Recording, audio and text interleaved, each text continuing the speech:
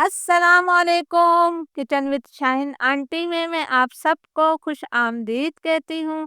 आज मैं अपने किचन में बहुत ही मज़ेदार और आसान छिलकों वाली मूंग दाल पालक बना रही हूँ। बहुत मज़े की ये बनती है।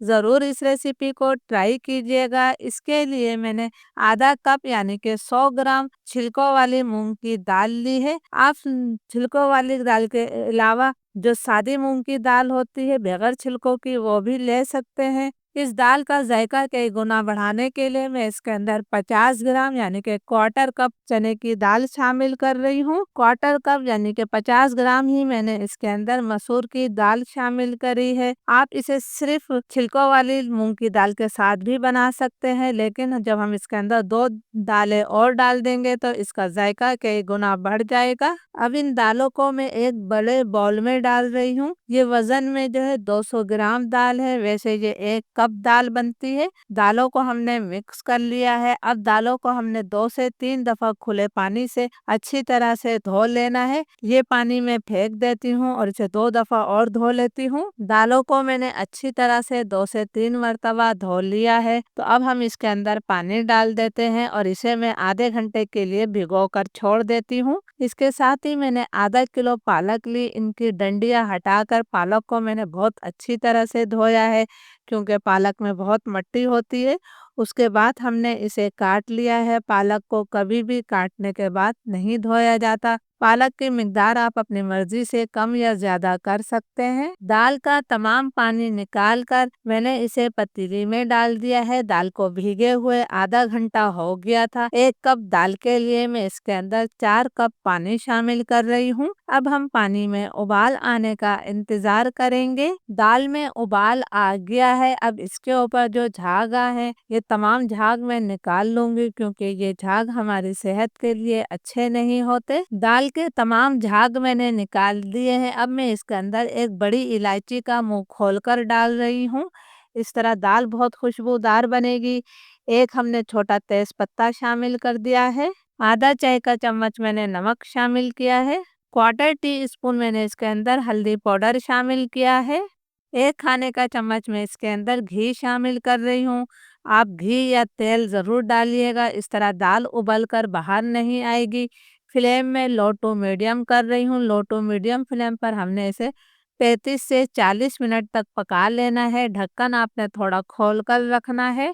जब तक दाल हमारी पक रही है हम पालक को तैयार कर लेते हैं। इसके लिए कढ़ाई में मैं क्वार्टर कप तेल शामिल कर रही हूँ और तेल को हम गरम कर लेते हैं। तेल गरम हो गया है तो अब मैं इसके अंदर 1 चाय का चम्मच सफ़ेद ज़ीरा शामिल कर रही हूँ।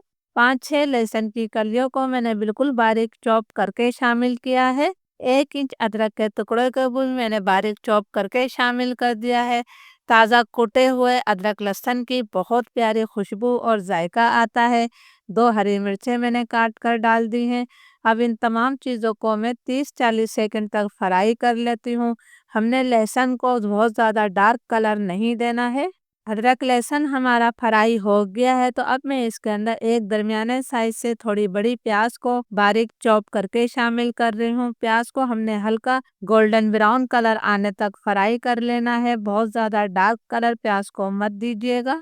प्याज पर हल्का गोल्डन ब्राउन कलर आ गया है। आप देख सकते हैं कि मैंने ज़्यादा डार्क कलर प्याज को नहीं दिया है। अब मैंने इसके अंदर 2 दरमियाने साइज के टमाटरों को छोटे टुकड़ों में काट कर शामिल किया है। इसके साथ ही हम इसके अंदर 1 चाय का चम्मच नमक शामिल कर देते हैं। नमक डालने से टमाटर बहुत ज़्यादा जल्दी नरम हो जाते हैं। 2-3 मिनट तक मैं टमाटरों की भी भुनाई कर लेती हूँ। टमाटरों की मैंने 2-3 मिनट तक भुनाई कर ली है। टमाटर हमारे नरम हो गए हैं। अब मैं इसके अंदर कुछ पाउडर मसाले शामिल करूंगी। 1 चाय का चम्मच मैंने इसके अंदर घर का पिसा हुआ धनिया शामिल किया है। 1 चाय का चम्मच हम लाल मिर्चों का पाउडर डाल देते हैं। क्वार्टर टी स्पून मैंने इसके अंदर हल्दी पाउडर शामिल किया है। साथ ही हम थोड़ा सा पानी डाल देते हैं ताकि मसाले हमारे जले नहीं। अब इन मसालों की मैं 3-4 मिनट तक भुनाई करूंगी ताकि मसालों का कच्चापन खत्म हो जाए। इस रेसिपी में आपने टमाटर को ज़्यादा मैश नहीं करना है।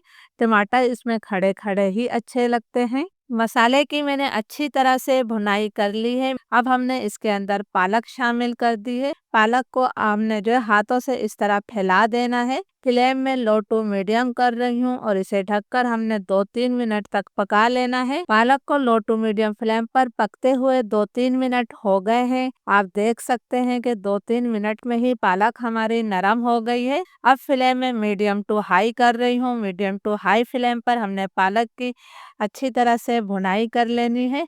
पालक को कभी भी आपने ओवर कुक नहीं करना है, वरना इसकी ग़िज़ाइयत ख़त्म हो जाएगी और आपको इसके फ़ायदे नहीं मिलेंगे। बस मैं इसकी 2-3 मिनट तक ही भुनाई करूँगी। 2-3 मिनट तक पालक की मैंने और भुनाई कर ली है। तेल इससे अलग हो गया है। पालक हमारी मुकम्मल तौर पर पक चुकी है और आप देख सकते हैं कि इसका कलर भी ज़्यादा ख़राब नहीं हुआ है। तो चलिए अब हम दाल को देख लेते हैं।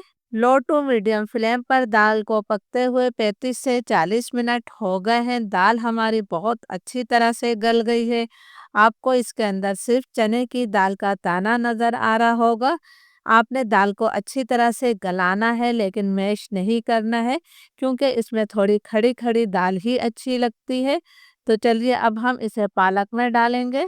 बहुत एहतियात के साथ आपने तमाम दाल जो है वो पालक में डाल देनी है। अब हम इस दाल को पालक के साथ अच्छी तरह से मिक्स करेंगे। फिर मैं देखूंगी कि दाल में कितना पानी शामिल करना है। आप दाल में पानी अपने हिसाब से डाल सकते हैं। दाल मुझे अभी गाढ़ी लग रही है, मैं इसके अंदर अभी गर्म पानी डालूंगी। आधा कप पानी गरम करके मैं इसके अंदर शामिल कर रही हूँ। आप अपनी ज़रूरत के मुताबिक इसके अंदर पानी शामिल कीजिएगा। आधा चाय का चम्मच मैंने गरम मसाला पाउडर शामिल किया है। इस तेज पत्ते का काम ख़त्म हो गया है, ये मैं निकाल देती हूँ। बड़ी इलायची भी मुझे नज़र आई तो वो भी मैं निकाल दूंगी। आप मेरी वीडियो किस मुल्क या शहर से देख रहे हैं, मुझे कमेंट्स करके ज़रूर बताइएगा। इसे हमने मिक्स कर दिया है। लो टू मीडियम फ्लेम पर दाल को मैं 5 मिनट तक पका लेती हूँ। लो टू मीडियम फ्लेम पर दाल को पकते हुए 5 मिनट हो गए हैं। माशाल्लाह बहुत बेहतरीन और बहुत मज़ेदार हमारी दाल तैयार हो रही है। आप इस दाल को ऐसे ही खा सकते हैं, लेकिन इसके जायके को कई गुना बढ़ाने के लिए मैं इसके अंदर एक तड़का भी शामिल करूंगी। तड़के के लिए फ्राई पैन में मैंने 2 खाने के चम्मच भरकर घी शामिल किया है और घी को हम गरम कर लेते हैं। घी गरम हो गया है तो इसके अंदर मैं 5-6 लहसुन की कलियों को बारीक काट कर शामिल कर रही हूँ। थोड़ी सी हमने इसके अंदर स्लाइस अदरक डाल दी है, इसका बहुत बेहतरीन जायका आता है दाल में। आधा चाय का चम्मच मैंने सफ़ेद ज़ीरा शामिल किया है।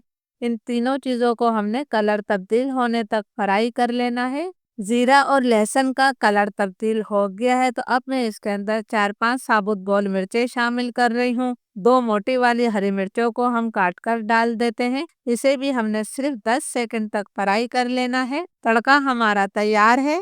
ये गर्मा गर्म तड़का मैंने दाल में शामिल कर दिया है, जो हमारी दाल के जायके को कई गुना बढ़ा देगा। चूल्हा अब मैं बंद कर देती हूँ।